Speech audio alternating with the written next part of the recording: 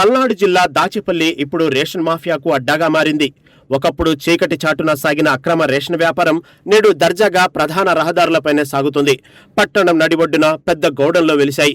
Ration షాపుల నుండి వాహనాల ద్వారా బియ్యం తరలిస్తుంటే అటువైపు కన్నెత్తి చూసే ధైర్యం కూడా అధికారులకు లేకపోవడం గమనార్హం.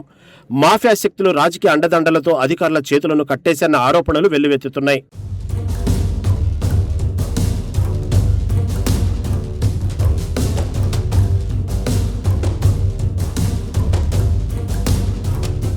ప్రభుత్వం వృద్ధులకు, వికలాంగులకు ఇంటి వద్దకే రేషన్ అందించే పథకాన్ని ప్రవేశపెడితే అక్రమ డీలర్లు దానిని తమకు అనుకూలంగా మార్చుకున్నారు.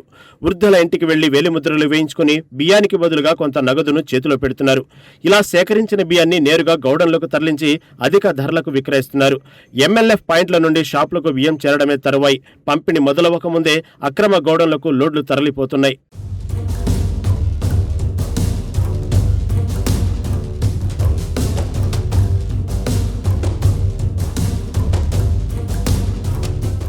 గత ప్రభుత్వంలో రాజకీయ నాయకులు, అధికారులు మామూళ్లు ఇచ్చి అక్రమ వ్యాపారం సాగించేవారు. కానీ ప్రస్తుత కూటమి ప్రభుత్వం వచ్చిన తర్వాత పరిస్థితి మారిపోయింది. పేద వ్యాపారులను బెదిరించి సాక్షాత్తు అధికార పార్టీ నాయకులే ఈ దందాను తమ చేతుల్లోకి తీసుకున్నట్లు పట్టణంలో బహిరంగ చర్చ సాగుతోంది. సేకరించిన బియ్యాన్ని గౌడౌన్లలో నిల్వ ఉంచి అక్కడి నుంచి నకరికల్లు మీదుగా ఇతర రాష్ట్రాలకు, చివరికి కాకినాడ పోర్టు ద్వారా విదేశాలకు కూడా తరలిస్తున్నట్లు ప్రజలు ఆరోపిస్తున్నారు.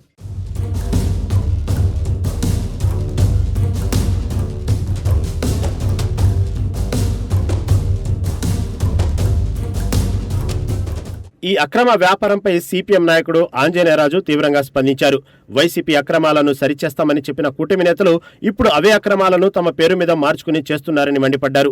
పౌర సరఫరాల శాఖ మంత్రి ప్రకటనలకి పరిమితమయ్యారని, క్షేత్రస్థాయిలో సొంత పార్టీ నాయకులే దందా చేస్తుంటే అధికారులు ప్రేక్షక పాత్ర పోషిస్తున్నారని దుయ్యబట్టారు. గతంలో కేసులు పెట్టిన అధికారులు ఇప్పుడు అధికార పార్టీ నాయకులను కనిపిస్తే ఎందుకు మౌనంగా ఉన్నారని ఆయన ప్రశ్నించారు.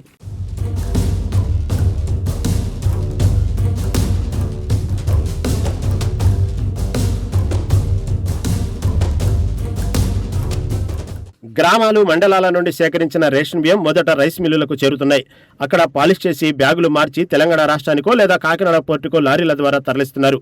ఈ అక్రమాలను ప్రశ్నించిన లేదా కథనాలు రాసిన మీడియా ప్రతినిధులను మాఫియా శక్తులు బెదిరింపులకు గురిచేస్తున్నాయి. వ్యవస్థపై ప్రజలకు నమ్మకం పోకముందే ప్రభుత్వం కళ్లు తెరవాల్సిన అవసరం ఉందని స్థానికులు కోరుతున్నారు.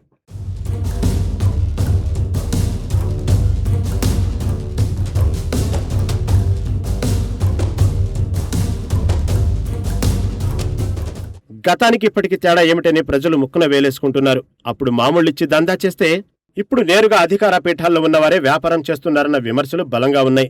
ఇలా కొనసాగితే వ్యవస్థ పూర్తిగా అరాచకమయం కావడం ఖాయం. పల్నాడు జిల్లా యంత్రాంగం ఇప్పటికైనా స్పందించి ఈ రేషన్ మాఫియా పీచ మణుస్తుందో లేదో వేచి చూడాలి.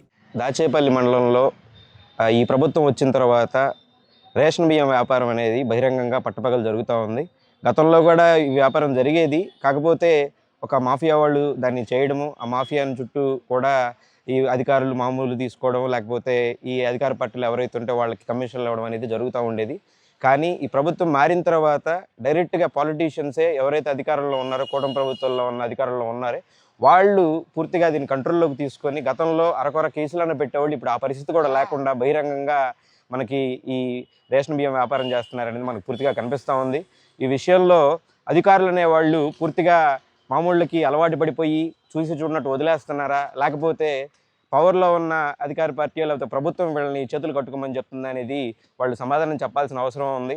ఒక పక్క పౌర సరఫరాల శాఖ మంత్రి గారు, అట్లాగే ఉప ముఖ్యమంత్రి గారు సీజ్ ద షిప్ అంటారు, లేకపోతే కఠిన చర్యలు తీసుకుంటాము, పేదలకు అందాల్సిన రేషన్ బియ్యం వాళ్ళకి అందేలాగా చర్యలు తీసుకుంటామని చెప్తున్నారు తప్పితే అది కేవలం మీడియాకే పరిమితం అవుతుంది. కానీ వాస్తవంలో చూస్తే రాష్ట్రంలో చాలా వైపుగా దాదాపుగా దాచేపల్లి మండలంలో అయితే మరీ బహిరంగంగా పట్టపగలే లారీల్లో, వ్యానుల్లో, అట్లాగే చిన్న చిన్న ట్రాలీ ఆటోలలో కూడా బియ్యం తీసుకొని రేషన్ షాపులతో కుమ్మక్కయ్యి వ్యాపారం చేస్తున్నారని చెప్పేసి మనకు అర్థమవుతోంది.